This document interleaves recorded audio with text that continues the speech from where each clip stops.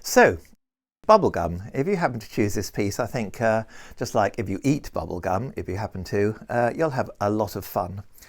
There's all sorts of interesting things you can think about in trying to get a good performance of this piece. The first thing you need to do is just work at good solid tonguing. So the sound of each note, it begins strongly.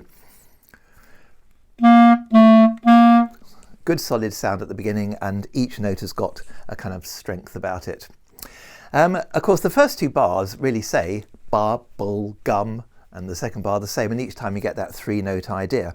And maybe you can make up your own words to fit the bars that come between the two bubblegum bars, which come quite regularly in this piece.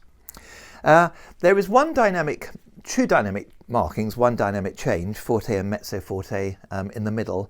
And also, obviously, I want you to make quite a big difference there. But you can make a difference even within the phrases, the sections themselves. So the forte section, which is the first 1.5 lines, maybe the second line you play is slightly softer to begin with. It's up to you, but it gives more colour to the performance. Also, you get the bubblegum idea. When you say that, and you actually say the word bubblegum, we sometimes put a bit of an emphasis on the word gum, bubblegum, and I think you can do that in the piece as well. A little accent on the third note gives it a bit of colour and energy. And the little phrase that comes in between, maybe a little bit, the note lengths can be a little bit longer.